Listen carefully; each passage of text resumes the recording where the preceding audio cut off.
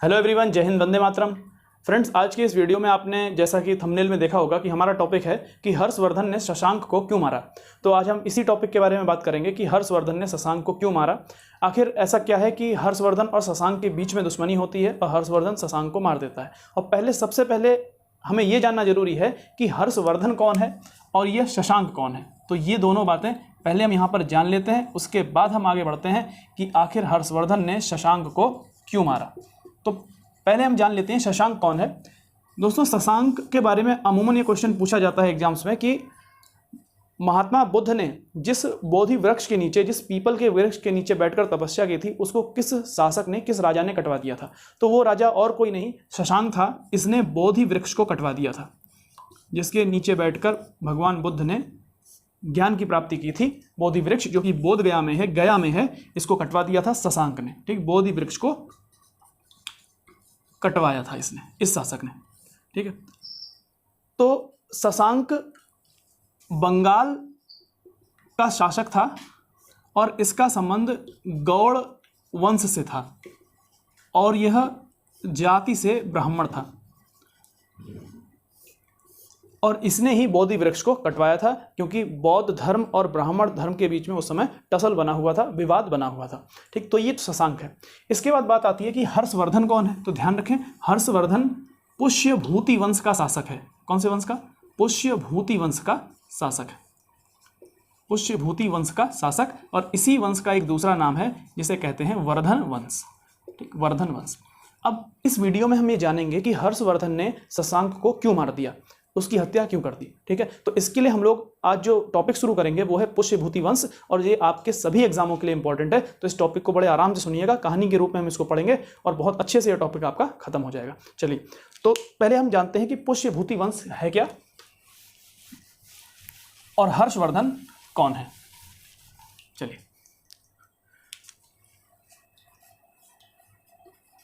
तो देखिए, पुष्यभूति वंश, सबसे इंपॉर्टेंट बात यह कि पुष्यभूति वंश का जो संस्थापक था वो पुष्यभूति था। क्या नाम है व्यक्ति का? पुष्यभूति। पुष्यभूति ने पुष्यभूति वंश की स्थापना की थी और इसने अपनी राजधानी बनाया था स्थानेश्वर को। और स्थानेश्वर कहाँ पड़ता है? हरियाणा में। इसने स्थानेश्वर को अपनी राजधानी बनाया। ठीक, अगली इंपॉर्टेंट बात ये पुष्यभूति गुप्तों का सामंत था। किसका सामंत? गुप्तों का सामंत, यानी गुप्त वंश के शासकों का सामंत, गुप्तों का सामंत था। इसके बाद इस वंश में कई शासक हुए। जैसे इस वंश में एक शासक हुआ राज्यवर्धन प्रथम। इसी वंश में एक शासक हुआ नरवर्धन। इसी वंश में एक शासक हुआ आदित्यवर्धन। और इसी वंश में एक शासक हुआ प्रभाकर वर्धन। प्रभाकर वर्धन। अब जो हम अपनी कहानी की शुरुआत करेंगे, इस चैप्टर की जो हम शुरुआत करेंगे वो हम प्रभाकर वर्धन से ही करेंगे। किससे करेंगे? प्रभाकर वर्धन से। ठीक, उसके अलावा इस वंश में कौन कौन से शासक हो चुके हैं वो हमने देख लिया। और इंपॉर्टेंट हमारे लिए कौन है? ये है पुष्यभूति वंश का संस्थापक, जिसका नाम खुद क्या है? पुष्यभूति, और ये गुप्तों का सामंत है। ये बात आपको याद रखनी है। चलिए,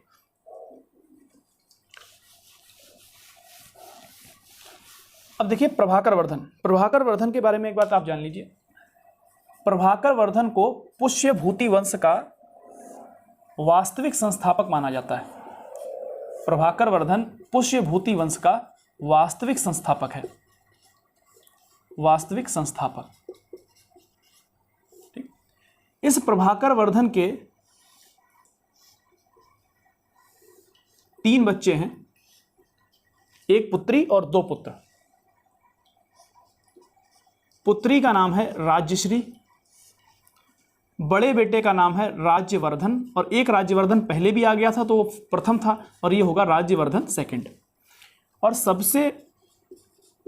इसका जो छोटा बेटा है उसका नाम है हर्षवर्धन। ठीक, राज्यश्री, राज्यवर्धन सेकंड और हर्षवर्धन, ये इसके 3 बच्चे हैं। एक पुत्री है और 2 पुत्र हैं। प्रभाकर वर्धन अपनी पुत्री राज्यश्री का विवाह कन्नौज के शासक से करता है। कहाँ करता है? कन्नौज के राजा ग्रहवर्मन से। कन्नौज के राजा ग्रहवर्मन से अपनी पुत्री राजश्री का विवाह करता है, और ये ग्रहवर्मन मौखरी वंश का शासक है। कौन से वंश का? मौखरी वंश का शासक। इसी कारण राजश्री को, ये जो राजश्री है इसको मौखरी रानी कहा जाता है। क्या कहा जाता है? मौखरी रानी। मौखरी रानी कहा जाता है राजश्री को, क्योंकि इसका विवाह किससे हुआ था? मौखरी वंश के शासक ग्रहवर्मन के साथ। प्रभाकर वर्धन ने इसका विवाह मौखरी वंश के शासक ग्रहवर्मन के साथ किया और ये कन्नौज में शासन करता था। अब देखिए यहां पर इसको हम मैप के माध्यम से समझने का प्रयास करते हैं।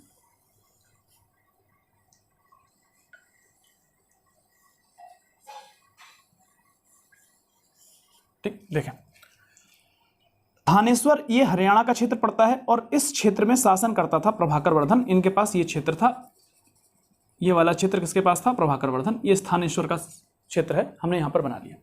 इसने अपनी पुत्री का जहां विवाह किया वो कन्नौज का क्षेत्र है और ये कन्नौज का क्षेत्र रहा। यहां पर इसने अपनी पुत्री का विवाह किया है ग्रहवर्मन से। ये कन्नौज है और ये इनकी राजधानी स्थानेश्वर है जो हरियाणा के क्षेत्र में पड़ती है। पुष्यभूति वंश का शासन यहां पर है। ये कन्नौज में इसने अपनी पुत्री का विवाह कर दिया राजश्री का। अब इस कन्नौज के पड़ोस में ही एक राज्य और है। इस राज्य का नाम है मालवा। क्या नाम है? मालवा। और इस मालवा का शासक है देवगुप्त। इस मालवा का शासक है देवगुप्त। ठीक, जब ग्रहवर्मन और राजश्री का विवाह हो जाता है उसी के कुछ समय के पश्चात ये देवगुप्त नाम का शासक जो मालवा का शासक है ये हमला कर देता है कन्नौज पर। ये कहाँ हमला कर देता है? कन्नौज पर। और कन्नौज पर हमला करके देवगुप्त ग्रहवर्मन की हत्या कर देता है और राजश्री को बंदी बना लिया जाता है, जेल में डाल दिया जाता है। ठीक है, अब देखिए ये जो कन्नौज है, इस कन्नौज पर कब्जा हो गया है मालवा के शासक देवगुप्त का और ग्रहवर्मन की हत्या कर दी गई है। यानी यहां पर जो लड़ाई हुई है वो क्या हुई? देवगुप्त वर्सेस ग्रहवर्मन, ये लड़ाई हुई। कौन जीता? देवगुप्त जीत गया, ग्रहवर्मन हार गया और ग्रहवर्मन की हत्या कर दी गई। राजश्री को बंदी बना लिया गया, जेल में डाल दिया गया। अब यहां पर जो शासक उस समय है उस शासक का नाम है राज्यवर्धन सेकंड, क्योंकि प्रभाकर वर्धन की मृत्यु हो चुकी है और राजा कौन बन चुका है? राज्यवर्धन। जब राज्यवर्धन ने यह सुना कि मेरी बहन को बंदी बना लिया गया है और ग्रहवर्मन को मार दिया गया है तो उसने देवगुप्त से बदला लेने के लिए कहां आक्रमण कर दिया? यहीं कन्नौज पर, क्योंकि मालवा का शासक कहां बैठा है? अभी कन्नौज में। और इस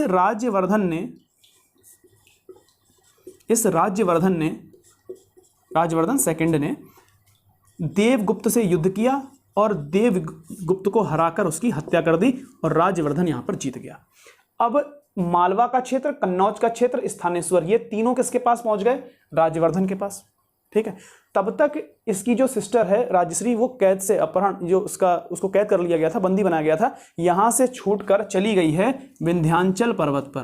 कहां पर? विंध्याचल पर्वत पर। और क्यों चली गई है? सती होने के लिए। ठीक, विंध्याचल पर्वत पर सती होने के लिए चली गई है। लेकिन तब तक यहां पर क्षेत्र पड़ता है बंगाल का। ये कौन सा क्षेत्र है? बंगाल। और यहां बंगाल का शासक है शशांक। शासक का नाम शशांक और ये गौड़ वंश का शासक है। जैसा कि मैंने आपको वीडियो के स्टार्टिंग में बताया, ये गौड़ वंश का शासक है शशांक। ये शशांक देवगुप्त का मित्र था और इसीलिए इस शशांक ने आक्रमण कर दिया कन्नौज पर और कन्नौज पर आक्रमण करके शशांक ने राज्यवर्धन की हत्या कर दी। अब शशांक ने हत्या कर दी राज्यवर्धन की, तो शशांक वर्सेस राज्यवर्धन जब हुआ तो इसमें राज्यवर्धन हार गया और राज्यवर्धन सेकंड की हत्या कर दी गई और शशांक जीत गया। ये पूरा क्षेत्र किसके पास आ गया? शशांक के पास। राजश्री तो यहां से जा चुकी है विंध्याचल पर्वत सती होने के लिए, क्योंकि उसके पति की हत्या कर दी गई है। ठीक, लेकिन जब हर्षवर्धन की भी हत्या हो गई, राजश्री कहां चली गई है? सती होने के लिए। अब यहां पर स्थानेश्वर में जो शासक बचा उसका नाम था हर्षवर्धन। ये इसका छोटा भाई है हर्षवर्धन। और हर्षवर्धन 16 वर्ष की आयु में शासक बना अपने भाई की मृत्यु के बाद।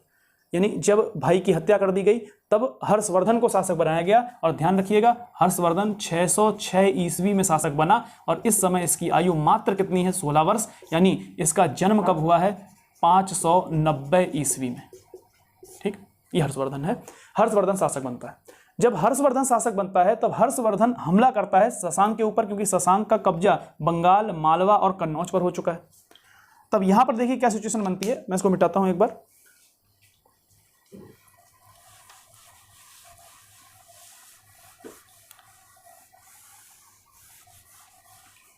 यहाँ देखिए, शशांक ने राजवर्धन की हत्या की। अब हर्षवर्धन आक्रमण करता है शशांक पर और शशांक को हराकर शशांक की हत्या कर देता है। ठीक, तो शशांक ने हर्षवर्धन के भाई की हत्या की थी, इस कारण हर्षवर्धन ने शशांक की हत्या की है, तो इसका कारण ये है। ठीक है, तो शशांक की हत्या हर्षवर्धन ने क्योंकि उसका आंसर तो हमको मिल गया। लेकिन अब इसके बाद आगे हुआ क्या, इस पूरी कहानी को एक बार हम जान लेते हैं। जैसा कि हमारे थंबनेल में भी है, हमने लिखा है कि पूरी कहानी हम जानेंगे आज हर्षवर्धन के बारे में। अब देखिए, जब हर्षवर्धन ने शशांक को हराया तो बंगाल, मालवा, कन्नौज, थानेश्वर ये सब किसके अधिकार क्षेत्र में आ गए? हर्षवर्धन के अधिकार क्षेत्र में आ गए। अब हर्षवर्धन ने मगध पर भी आक्रमण किया। यहां पर क्या है, मगध, और मगध पर आक्रमण करके मगध को भी जीत लिया। अब हर्षवर्धन और आगे की तरफ बढ़ा और असम की तरफ आक्रमण करने के लिए पहुंचा, और इस असम को कहा जाता था कामरूप। क्या कहा जाता था? कामरूप। और यहां कामरूप का शासक था भास्कर वर्मन। क्या नाम था? भास्कर वर्मन। और भास्कर वर्मन ने किसकी अधीनता स्वीकार कर ली? हर्षवर्धन की, और उसका मित्र बन गया। इसीलिए हर्षवर्धन ने कामरूप पर आक्रमण नहीं किया। ठीक, अब हर्षवर्धन के जो उत्तर भारत का जो अभियान था वो पूरी तरह सफल हो गया। पूरे उत्तर भारत पर किसका कब्जा हो गया? हर्षवर्धन का। हर्षवर्धन ने पूरे उत्तर भारत पर अपना आधिपत्य स्थापित कर लिया। अब हर्षवर्धन बढ़ता है दक्षिण भारत की तरफ, यानी विंध्याचल पर्वत को पार करने के बाद। लेकिन उससे पहले हमें एक बात ध्यान रखनी है, राजश्री जो विंध्याचल पर्वत पर चली गई थी सती होने के लिए, क्या होने के लिए? सती होने के लिए। कहाँ चली गई थी? विंध्याचल पर। ठीक, विंध्याचल पर्वत पर, है ना। हर्षवर्धन एक बौद्ध भिक्षु की सहायता से, एक बौद्ध भिक्षु हैं और बौद्ध भिक्षु का नाम है अतिश दिवाकर। क्या नाम है? अतिश दिवाकर। और अतिश दिवाकर की सहायता से अपनी सिस्टर को ढूंढ लेता है और उसका राज्याभिषेक करता है, उसको सिंहासन पर बैठाता है और उसकी तरफ से शासन कार्य संभालता है। ठीक, तो हर्षवर्धन ने ऐसा किया, अपनी सिस्टर को कन्नौज की गद्दी पर बैठाया, लेकिन शासन स्वयं चलाया है। ठीक है, तो राजश्री मरती नहीं है, राजश्री सती नहीं होती है, राजश्री को हर्षवर्धन बचा लेता है। ठीक, अब हम देखते हैं हर्षवर्धन अब क्या करेगा। अब हर्षवर्धन दक्षिण भारत की तरफ बढ़ता है, क्योंकि अब वो सोचता है कि उत्तर भारत तो मेरे पास आ ही गया, अब मैं जीतता हूं दक्षिण भारत को। हर्षवर्धन दक्षिण भारत जब जाता है तो देखिए, यहां पे मैंने आपको जैसे कि पढ़ाया था, यहां पर इसको मैं एक बार मिटा देता हूं। यहां पर विंध्याचल पर्वत है ये, और यहां पर है सतपुड़ा पर्वत, और इन दोनों के बीच में से एक नदी बहती है जिसका नाम है नर्मदा। क्या नाम है? नर्मदा। हर्षवर्धन अपनी सेना लेकर इस नर्मदा के तट पर आ जाता है। कौन सी नदी है? नर्मदा। इस तरफ हर्षवर्धन है और इस तरफ दक्षिण भारत में चालुक्य वंश का शासक है, और उस चालुक्य वंश के शासक का नाम है पुलकेशिन द्वितीय। कौन सा शासक? पुलकेशिन द्वितीय, पुलकेशिन सेकंड। और इसकी राजधानी क्या है पुलकेशिन सेकंड की, यानी कहां पर इसका शासन है? तो ये वातापी का चालुक्य है। कहां का? वातापी का चालुक्य। तो ये वातापी का चालुक्य है। ठीक, और राजधानी भी क्या है इसकी? वातापी। ठीक, चलिए, तो नर्मदा नदी के तट पर ये हर्षवर्धन खड़ा है, यहां पर ये खड़ा है। इन दोनों के बीच में युद्ध होता है, यानी हर्षवर्धन के बीच में और चालुक्य सम्राट पुलकेशिन द्वितीय के बीच में। और इस युद्ध में हर्षवर्धन हार जाता है और पुलकेशिन की विजय हो जाती है, यानी पुलकेशिन जीत जाता है, हर्षवर्धन हार जाता है। इस बात का उल्लेख हमें मिलता है ऐहोल अभिलेख में। कौन से अभिलेख में? ऐहोल। ये आपसे सवाल पूछा जाएगा एग्जाम में कि हर्षवर्धन को चालुक्य सम्राट पुलकेशिन द्वितीय ने हराया था, इस बात का उल्लेख कहाँ मिलता है? तो आप कहेंगे इस बात का उल्लेख ऐहोल अभिलेख में मिलता है, और ये अभिलेख पुलकेशिन द्वितीय ने बनवाया था, और इसको लिखने का काम किया था रवि कीर्ति ने। किसने लिखा है इसको? रवि कीर्ति ने। तो रवि कीर्ति ने कौन सा अभिलेख लिखा? ऐहोल अभिलेख लिखा। ये पुलकेशिन का दरबारी कवि था, और इसी ऐहोल अभिलेख में एक बहुत प्रसिद्ध नाम मिलता है, वो नाम है कालिदास का। किसका नाम है? कालिदास का। इसमें कालिदास के नाम का भी वर्णन है। इसमें रवि कीर्ति लिखता है कि इस अभिलेख को लिखने के बाद मैंने कालिदास की तरह ख्याति प्राप्त कर ली है, क्योंकि इसने यह अभिलेख संस्कृत भाषा में लिखा है, और कालिदास भी संस्कृत के महान विद्वानों में से एक हुए कालिदास। ठीक है, कालिदास को भारत का शेक्सपियर भी कहा जाता है, इसको भी याद रखिएगा। चलिए, तो ऐहोल अभिलेख में इस बात का वर्णन है कि यहाँ पर हर्षवर्धन हार गया, फिर हर्षवर्धन कभी दक्षिण भारत की तरफ नहीं आया। दोनों के बीच में एक संधि हुई कि हम ना तो उत्तर भारत आएंगे और ना ही आप दक्षिण भारत की तरफ आएंगे, और इस तरह से ये चीज़ यहाँ पर समाप्त हो जाती है। ठीक, अब देखते हैं एक इंपॉर्टेंट बात और जो एग्जाम में खूब पूछी जाती है, वो ये कि हर्षवर्धन की रचनाओं के बारे में बताइए, हर्षवर्धन ने कौन सी पुस्तकें लिखी हैं। तो देखिए, हर्षवर्धन की 3 रचनाएं हैं आपको जो याद रखनी है। हर्षवर्धन की 3 रचनाएं, 3 रचनाएं। देखिए आप अच्छे से इस टॉपिक को पढ़ के रिवीजन अपना कर सकते हैं। पैट के बैच में मैं इस टॉपिक को बहुत अच्छे से पढ़ा चुका हूं, आप इसमें अपना रिवीजन फिर से कर लें। ये केवल पैट के लिए इंपॉर्टेंट नहीं बल्कि सुपर टेट और यूपी पुलिस जैसे एग्जामों के लिए भी इंपॉर्टेंट है, और सारे बैचेस में ऑफलाइन क्लासेस में मैं ये टॉपिक पढ़ा चुका हूँ। बस मैं इस टॉपिक को इसलिए और लेके आया हूँ ताकि आपका इसका रिवीजन ज़्यादा हो जाए, क्योंकि यहाँ से क्वेश्चन पूछे जाने की यहाँ से जो क्वेश्चन पूछे जाते हैं उनकी मात्रा थोड़ी ज़्यादा होती है। ठीक है, हर्षवर्धन वाले टॉपिक में से। चलिए, तो हर्षवर्धन की 3 रचनाएं आपको याद रखनी है। पहली रचना का नाम है नागानंद। क्या नाम है? नागानंद। दूसरी रचना है प्रियदर्शिका, प्रियदर्शिका। और तीसरी जो रचना है हर्षवर्धन की उसका नाम है रत्नावली। कौन सी? रत्नावली। ये मोस्ट इंपॉर्टेंट है। प्रियदर्शिका ध्यान रखिएगा, और रत्नावली भी इंपॉर्टेंट है। रत्नावली, रत्नावली को कंफ्यूज नहीं करना, कहीं कवितावली दोहावली से कंफ्यूज कर जाओ। कवितावली दोहावली ये सब किसकी रचनाएं हैं? तुलसीदास की। लेकिन रत्नावली किसने लिखी है? रत्नावली हर्षवर्धन ने लिखी है। अब देखिए, हर्षवर्धन के दरबार में एक कवि था, इनका दरबारी कवि था बाण भट्ट। क्या नाम था? बाण भट्ट। तो कभी कभी एग्जाम में बाण भट्ट की रचनाएं भी पूछ लेता है, तो ध्यान रखिएगा। बाण भट्ट की एक बहुत ही प्रसिद्ध रचना है, बहुत ही प्रसिद्ध उपन्यास है, नाम है कादम्बरी। क्या नाम है? कादम्बरी। तो कादम्बरी किसने लिखी है? तो आप कहेंगे कादम्बरी लिखी है बाण भट्ट ने। और एक चीज आपको और ध्यान रखनी है कि कादम्बरी तो बाण भट्ट ने लिखी है, इसके साथ साथ बाण भट्ट ने एक पुस्तक और लिखी है जिसका नाम है हर्षचरित। क्या नाम है? हर्षचरित, जिसमें सम्राट हर्षवर्धन के बारे में, उनके चरित्र का वर्णन किया गया है, उनके बारे में जानकारी दी गई है। ये बाण भट्ट के बारे में आपको याद रखना है। इसके अलावा हर्षवर्धन के साथ एक व्यक्ति का और बहुत खास संबंध है, और उस व्यक्ति का नाम है ह्वेनसांग। क्या नाम है? ह्वेनसांग। तो हम अंतिम इस ह्वेनसांग को भी देख लेते हैं। ह्वेनसांग, ह्वेनसांग एक चीनी यात्री है। कहाँ का रहने वाला है? चीन का चीनी यात्री है, और ये बौद्ध धर्म की शिक्षा लेने के लिए भारत आया था। कौन से धर्म की शिक्षा लेने के लिए? बौद्ध धर्म की। और इसने नालंदा विश्वविद्यालय में अध्ययन भी किया। नालंदा विश्वविद्यालय में इसने अध्ययन का कार्य भी किया है, अध्ययन किया है नालंदा विश्वविद्यालय में। और नालंदा विश्वविद्यालय किसने बनवाया था? तो ध्यान रखना है, कुमारगुप्त। कुमारगुप्त ने नालंदा विश्वविद्यालय बनवाया था। और नालंदा विश्वविद्यालय को जलवाने का कार्य किसने किया था? किसने इसको तबाह कर दिया था? किसने जलवा दिया था? नाम था बख्तियार खिलजी। क्या नाम था? बख्तियार खिलजी। ये मोहम्मद गौरी का गुलाम था, बख्तियार खिलजी। ठीक, मोहम्मद गौरी का गुलाम था बख्तियार खिलजी। इसको मोहम्मद गौरी ने बंगाल का क्षेत्र प्रदान किया था जब उसने भारत में मुस्लिम सत्ता स्थापित की। तो बख्तियार खिलजी ने नालंदा विश्वविद्यालय को जलवाया, और कुमारगुप्त ने नालंदा विश्वविद्यालय की स्थापना करवाई थी। इस बात को आपको ध्यान रखना पड़ेगा। चलिए, ह्वेनसांग को कुछ नामों से जाना जाता है। इसमें एक प्रमुख नाम है तीर्थ यात्रियों का राजकुमार।